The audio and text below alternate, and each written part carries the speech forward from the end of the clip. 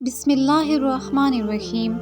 السلام علیکم اسلامک سی او کے پیارے ناظرین، ہمارے پیارے رسول صلی اللہ علیہ وسلم نے ہمیں 3 ایسے کلمات کے بارے میں بتایا ہے کہ جن کا وظیفہ کرنے سے نہ صرف اس دنیا کی ہر طرح کی مشکل، پریشانی، سختی، تکلیف، تنگی اور بیماری دور ہوتی ہے، بلکہ ان 3 دعاؤں کا وظیفہ کرنے والے کی مغفرت ہوتی ہے اور دنیا اور آخرت کی تمام مصیبتوں، پریشانیوں سے اسے چھٹکارا حاصل ہوتا ہے اور اس کی اولادوں کو نجات حاصل ہوتی ہے۔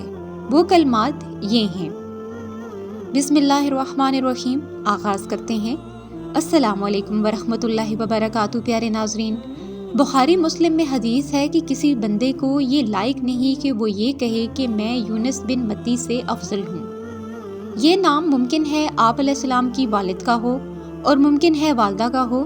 یہ بھاگ کر مال و اسباب سے لدی ہوئی کشتی پر سوار ہو گئے، وہاں قراندازی ہوئی اور یہ مغلوب ہو گئے۔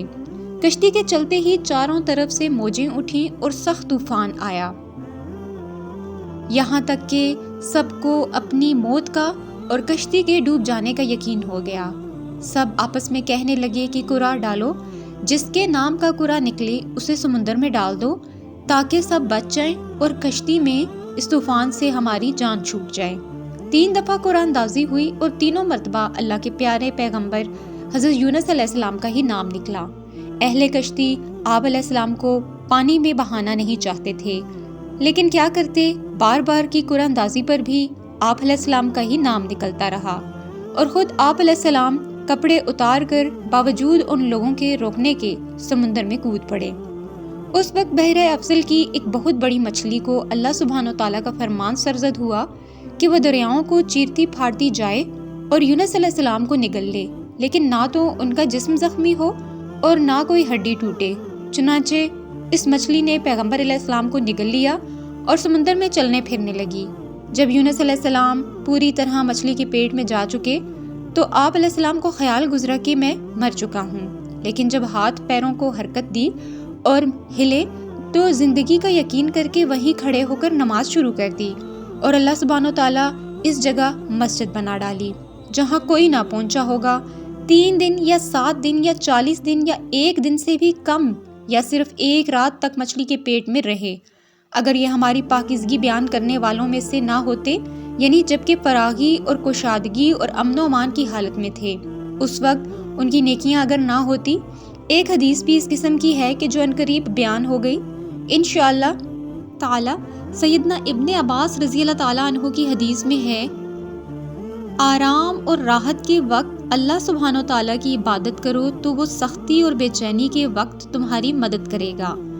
یہ بھی کہا گیا کہ اگر یہ پابند نماز نہ ہوتے، اور یہ بھی کہا گیا کہ اگر مچھلی کے پیٹ میں نماز نہ پڑھتے، اور یہ بھی کہا گیا کہ اگر یہ لا الہ الا انت سبحانک انی کنت من الظالمین کے ساتھ ہماری تسبیح نہ کرتے۔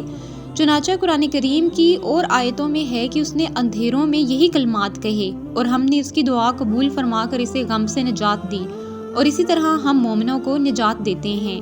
ابن ابی حاتم کی ایک حدیث ہے کہ یونس علیہ السلام نے جب مچھلی کے پیٹ میں ان کلمات کو کہا تو یہ دعا اللہ کے ارد گرد منڈلانے لگی اور فرشتوں نے کہا، اللہ یہ آواز تو کہیں بہت ہی دور کی ہے، لیکن اس آواز سے ہمارے کان آشنا ضرور ہیں۔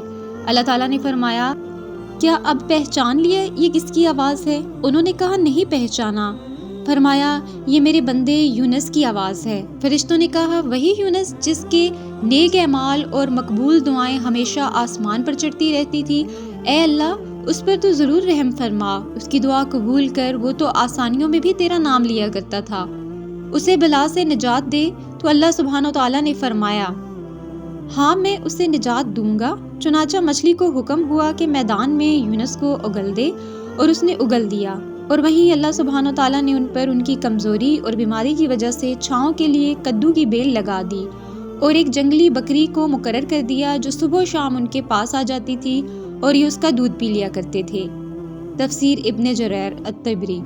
ناظرین کرام، سیدنا ابو ہریرہ رضی اللہ تعالیٰ عنہ کی روایت سے یہ واقعات مرفوع حدیث سے سورہ انبیاء کی تفصیل میں بیان ہو چکے ہیں۔ ہم نے انہیں اس زمین میں ڈال دیا جہاں سبزہ گھاس کچھ نہ تھا، دجلہ کے کنارے یا یمن کی سرزمین پر یہ لا دیے گئے تھے، اور اس وقت کمزور تھے، جیسے پرندوں کے بچے ہوتے ہیں یا بچہ جس وقت پیدا ہوتا ہے، یعنی صرف سانس چل رہا تھا اور طاقت ہلنے جلنے کی بھی نہ تھی۔ یکتین کدو کے درخت کو بھی کہتے ہیں، اور اس درخت کو جس کا تنا نہ ہو یعنی بیل ہو، اور اس درخت کو بھی جس کی عمر 1 سال سے زیادہ نہیں ہوتی۔ کدو میں بہت سے فائدے ہیں، یہ بہت جلد اگتا ہے اور بڑھتا ہے۔ اس کے پتوں کا سایہ گھنا اور فرد بخش ہوتا ہے کیونکہ وہ بڑے بڑے ہوتے ہیں اور اس کے پاس مکھیاں نہیں آتی۔ یہ غذا کا کام دے جاتا ہے اور چھلکے اور گودے سمیت کھایا جاتا ہے۔ صحیح حدیث میں ہے کہ نبی کریم صلی اللہ علیہ وسلم کو کدو یعنی گیا بہت پسند تھا اور برتن میں سے چن چن کر اسے کھاتے تھے۔ صحیح بخاری 5435 میں پھر انہیں 1,00,000 بلکہ زیادہ آدمیوں کی طرف رسالت کے ساتھ بھیجا گیا۔ سیدنا ابن عباس فرماتے ہیں اس سے پہلے آپ رسول نہ تھے، جبکہ ایک دوسرے قول میں ہے کہ مجاہد رحمۃ اللہ علیہ فرماتے ہیں کہ مچھلی کے پیٹ میں جانے سے پہلے ہی آپ علیہ السلام اس قوم کی طرف رسول بنا کر بھیجے گئے تھے۔ دونوں قولوں سے اس طرح تضاد اٹھ سکتا ہے کہ پہلے بھی ان کی طرف بھیجے گئے تھے، اب دوبارہ بھی انہی کی طرف بھیجے گئے اور وہ سب ایمان لائے اور آپ کی تصدیق کی۔ بغوی رحمۃ اللہ علیہ کہتے ہیں مچھلی کے پیٹ سے نجات پانے کے بعد دوسری قوم کی طرف بھیجے گئے تھے۔ Thanks for watching this video. ملتے ہیں اگلے پارٹ میں، تب تک اسلامک سیو کو اجازت دیں۔ اللہ نگہبان۔